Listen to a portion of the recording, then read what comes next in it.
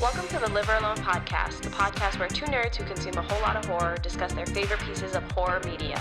From movies and TV shows to video games, novels, and everything in between. Because this is a spooky world, and we're just thriving in it. I'm your host, Sarah, the survivalist in your slasher friend group that will put up a lasting fight, but inevitably die because only the final girl can survive. And I'm your host, Ian, the fearless fighter in your slasher friend group that tries to save the day but ends up dying because physical strength just doesn't win in horror. In today's episode, we're talking about a video game that has become a bit of a fan favorite, an underground multiplayer game from 7 years ago that continues to be well-loved, played frequently, Ian and I can attest to that, and a whole lot of horror fun, Dead by Daylight. So let me give a brief synopsis on Dead by Daylight. It's essentially an online asymmetric multiplayer survival horror game developed by Behavior Interactive, and essentially there are two sides to the game since it's multiplayer. We have the killers and then we have the survivors, and you're essentially in an arena where you go against one another. The killers are supposed to capture the survivors, essentially hunt them, and then hook them up on kind of like these hook type things. And the survivors use strategy as a team to avoid death, fix generators to power these escape doors, and then you escape the arena. There are a bunch of different characters. I don't even know how many characters there are at this point, but there's a bunch of characters and each have like their own strength and weaknesses. Perks. Yeah, a lot of perks, and you can level them up, you can customize them, you can like get different outfits and stuff. You can also use add-ons as part of the strategy. So there's a whole lot of different elements here where you can create strategy to kind of like curate the best set of survivors per game, and then killers as well. You can also level up the killers as well. Okay, so before we kick things off, we're gonna play a round of trivia, after hours, creeping it real.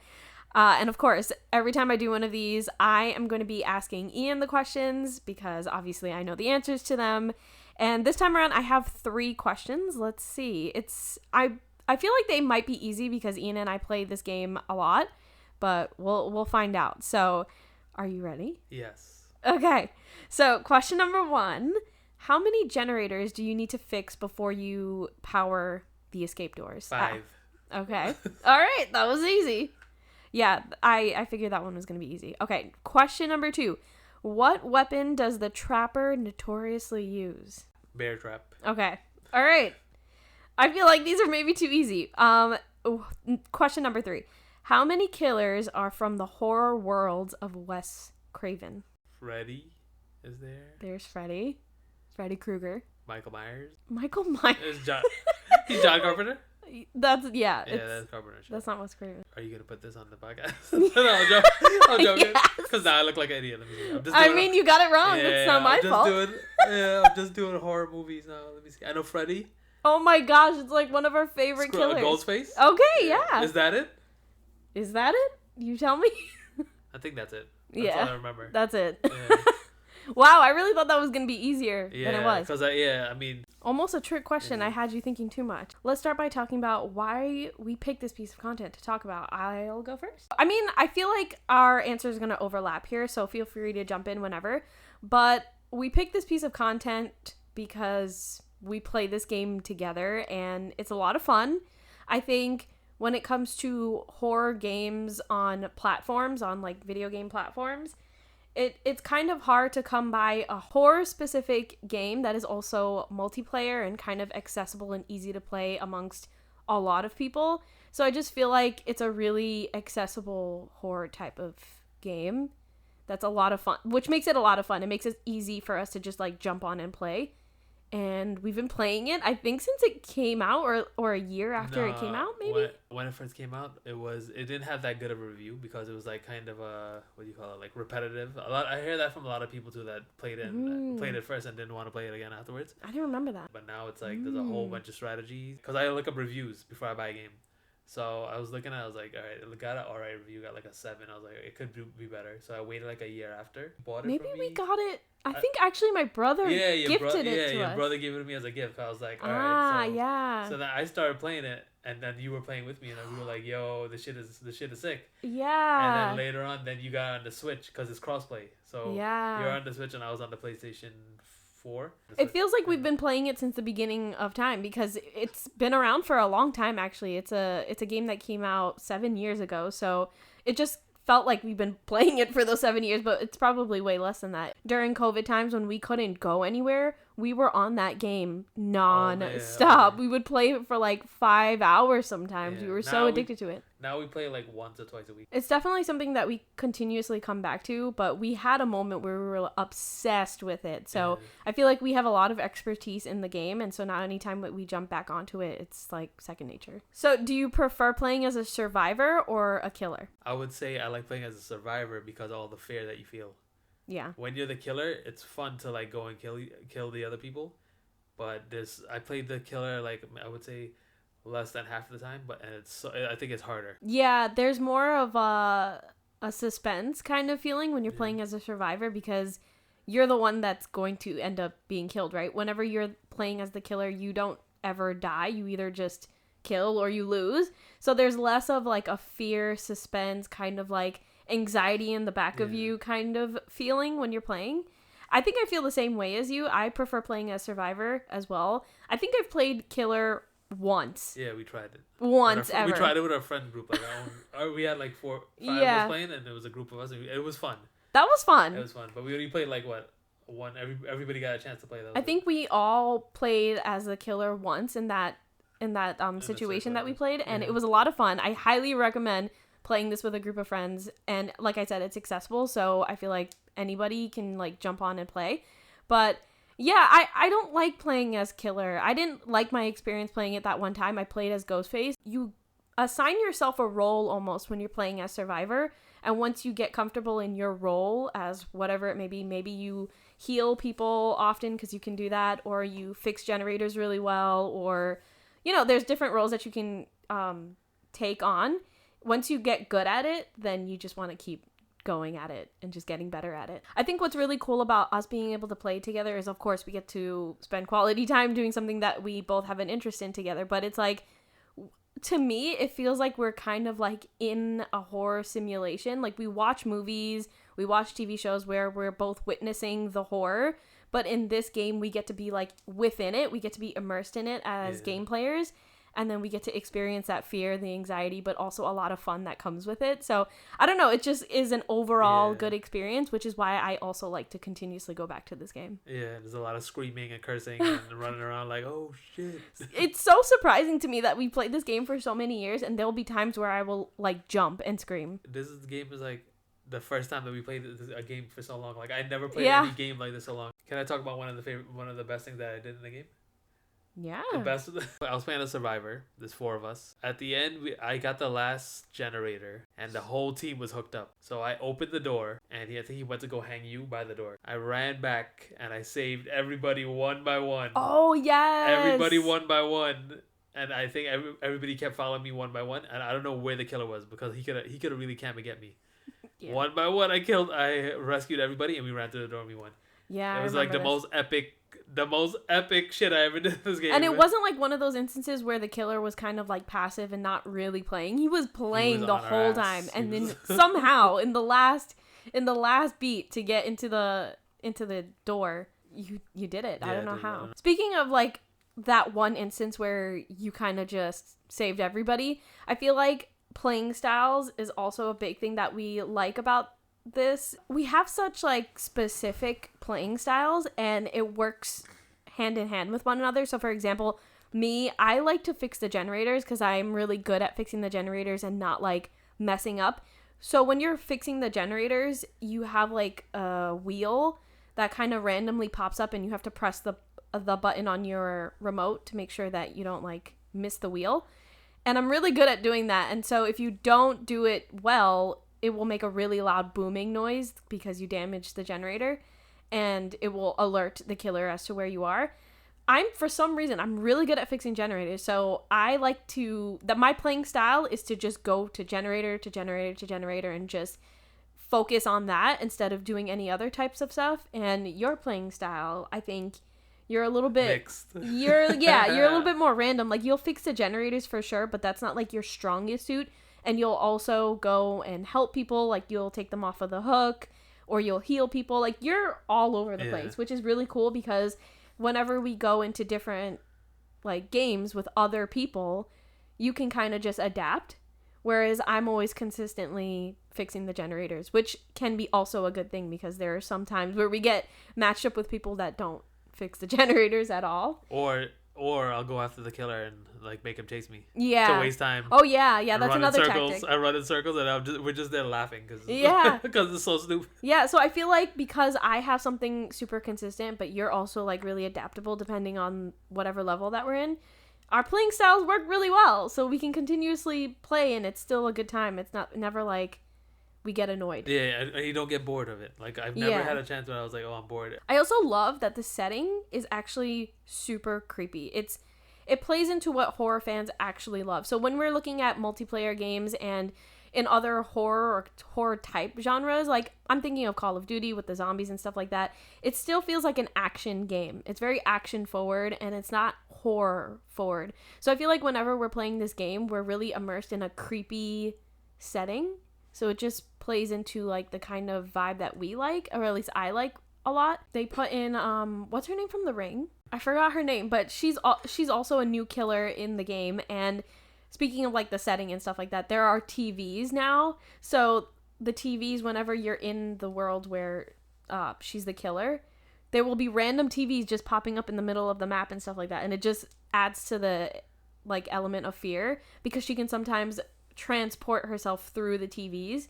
So it just makes it super creepy. Yeah. It's fun. Freddy Krueger, sometimes he'll make the place go dark and there's like ash. Sometimes when you're playing with Michael Myers, he'll like be chasing you and you can hear the music playing. But you can't hear him at all because remember he's like a silent killer. Yeah. Ghostface is the one that makes me jump the most because he's so quiet. Yeah, he's like a silent killer also. He's a silent killer and he doesn't have the music, so he can be behind you the entire time and you have no idea unless you turn around. And then Leatherface, when he comes after you with the chainsaw, you just hear the chainsaw and you shit yourself. Yeah. You're like, shit, run, because one hit and you're down, so you're just like, oh shit. Yeah.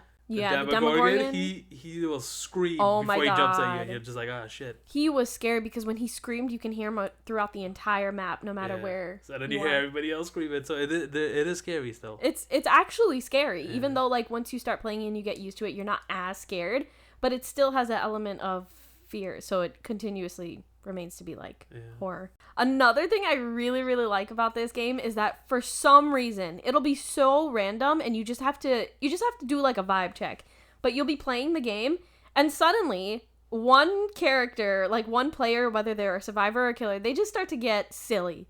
They just get silly as fuck and they do whatever they want.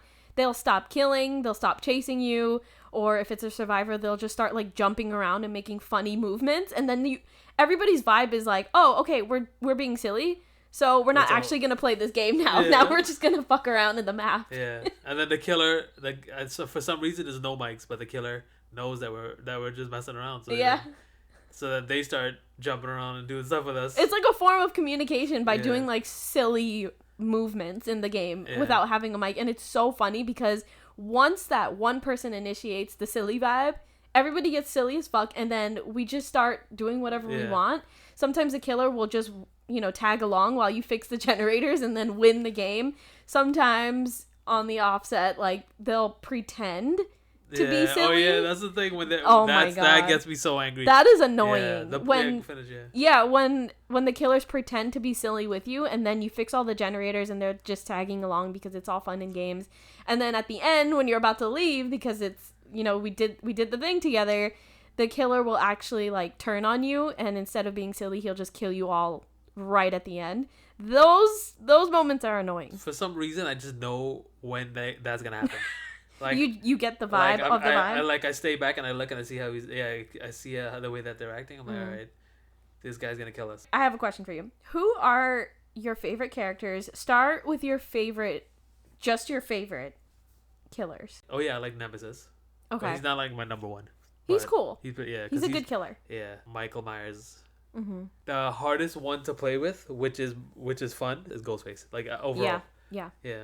Ghostface is a good one because, like you said, he's really good at doing the sneak attack type of stuff. And there's something really creepy about Ghostface in particular is that he does this thing where he hides behind trees or he hides behind like pillars, and he'll do a little turn and he'll peep out. And I think he's the only character that can do that. But when you're playing the game and you're fixing the generators and all of a sudden you see something peep out of the back of something, it is so scary. Yeah, you're like, shit. It is so scary because he's so silent, and then you see the little peep and you're like, oh my god, I gotta get the fuck out of here. Yeah. Also, some of his costumes are so fire that he looks even scarier. Like there's one with the red face. Yeah, they have so many different costumes. Like he has the red mask on. I think there was one that he was like glowing up with flames. Something like that. Yeah, and then like different versions of him. Yeah. I would say my favorite killers are very similar to yours. I like the ones that come from the slashers. I like Michael Myers, of course. I like Ghostface. Ghostface is probably my favorite. And I like Freddy because he changes the environment like so drastically depending on the survivor. Like some survivors will be like playing the game normal, but he can switch the world for some survivors while you're playing, and it's like you're in a sleep-like kind of trance. So that's pretty cool. Classic. Yeah, it's very cool to kind of see your favorite slasher horror villains be part of the game and kind of like manipulate you in the same way that you see it in the movies. Your favorite survivors. Do you have a favorite survivor? When we first started, my favorite was Steve Harrington. But Stranger Things. Yeah, Stranger Things. And then I like the classics also. I like Laurie Strode. Halloween, yeah. Yeah, I think their playing level is hard because now I play with Laurie, but she wasn't my favorite at first. My favorite was Nancy Wheeler from Stranger Things. The Stranger Things characters were really, really great, and I don't know why they got rid of them. Their contract licensing deals. Yeah. Their licensing contract must have expired, and they didn't want to renew it, which sucks because I love Nancy Wheeler. What was really cool about her as a survivor is that when she runs, you can see markings behind her. And so basically whenever you're running as a survivor in this game, you leave tracks for the killer to be able to find you. And Nancy Wheeler's character will show you exactly where the tracks are and how long it lasts. So it kind of gives you a preview as opposed to being any other survivor where you have no idea where the tracks are tracking and how long it lasts. Who's your default? I use Leon from Resident Evil, Jill from Resident Evil, Ash from The Evil Dead. Yeah, he's funny because he says funny one-liners. Yeah. And he's cool. I use Laurie sometimes. Like whenever you when a group of one person comes in as Laurie, everybody has to pick Laurie. You adapt to every single time that we play this, and I'm just so anal. I always do the same thing, and I always pick the same person. Yeah, she has like level 20 Laurie now. I think I heard Nancy was level 50, like 50 times 50 times. Like only play with Nancy. I missed that. Maybe for like the last season of Stranger Things, they might bring it back as sort of like a huge marketing campaign, but we'll see. But let's get into what we dislike. Killer campers. I feel like that is a very, very like prominent thing about Dead by Daylight that people hate so much. So killer campers, I think it goes without saying, if you are a gamer, you know what campers are. They stay in one spot and they just wait for, whatever it is to get into their area, and then they just like mass kill. So the killers will do that. They'll stay in one spot, or they will find one person and they'll hunt down one person and hook them up and then stay in front of the hook because they know that other survivors are going to try and help that hooked person.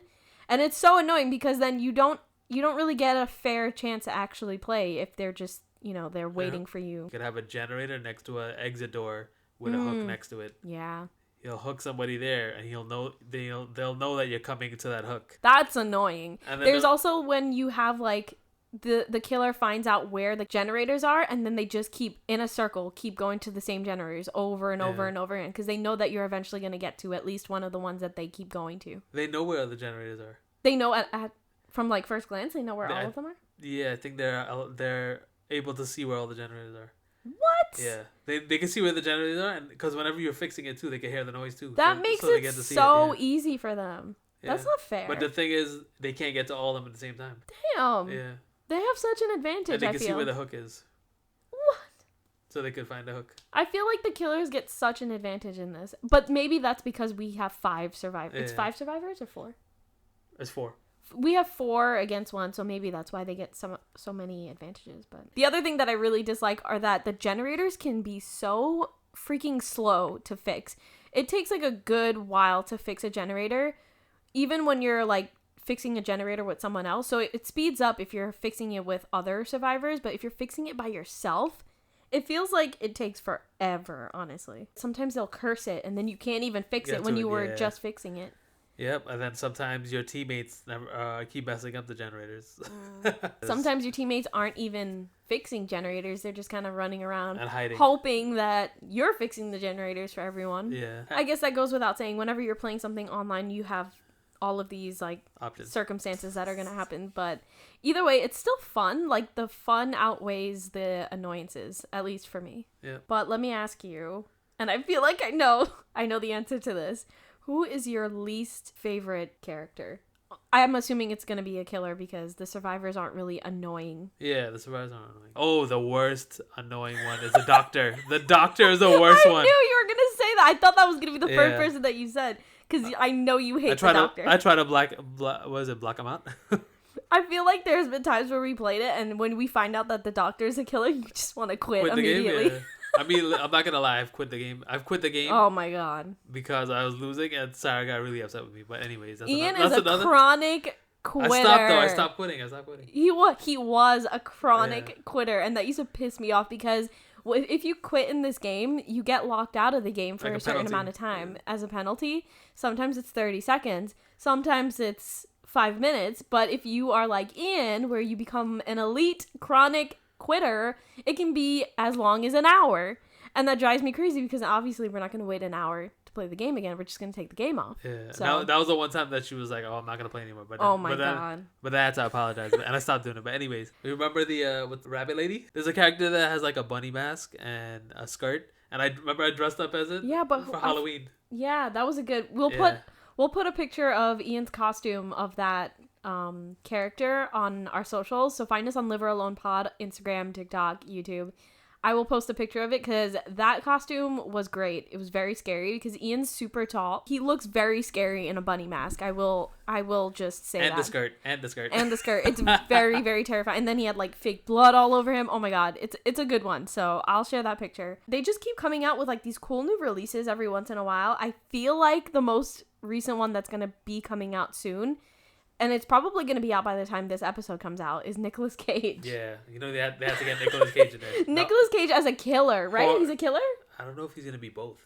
Both? I think they might do two different versions of him. Dude, that's going to be interesting to see. But the thing is he a horror icon, though? Of course. In an ideal world, a killer that I would like to see, a character from Insidious or Conjuring. That would be like creepy. I mean, they made what about the Nun? They should. I don't know if they're going to do Chucky, because they have like a character that's similar. Then they have like a bunch of ghosts and stuff. Although the baby that's attached, the twins. If it was Chucky, that would be so funny. They could switch the skin and make it Chucky. Yeah, that's what I'm saying. Yeah, that would be cool. But they obviously don't want to be with the twin. This game has been around for a really long time, and although it wasn't the perfect game at the beginning, it gets better and better, and it's like a cult classic almost in like this specific kind of like gaming world. I feel like people who play it are really, really huge fans of it, and they'll like advocate for it. So it continuously gets better. The fun new releases make it more and more enticing to like just jump on and play. And like I said, it's accessible, and it's like on a lot of platforms. We've had friends who have like all different all different consoles, and they've been able to play it. So you can definitely check it out, and I'm pretty sure it's affordable since it's like old now. Yeah, they even gave it away for free at one time. So definitely check it out. We obviously highly recommend. That is all for this week. Our question to you is, if you are a Dead by Daylight player, or maybe if you're not, who do you think that you would prefer be playing as? Would you prefer to play as a survivor or a killer? And if you are a Dead by Daylight player, who would you play as? Like, what characters are your favorite? Let us know on social, liveralonepod on Instagram, TikTok, and YouTube. Thank you so much for listening. If you liked today's episode and you want to hear more from us, definitely give us a rating. Every little bit counts. Tune in next Wednesday because we're going to be talking about a new format. We're going to be talking about books and stories and things like that. And it's actually going to be a solo episode where I am going to be talking about creepypastas. So definitely tune in on that. But for now, we'll see you in the kitchen with a knife.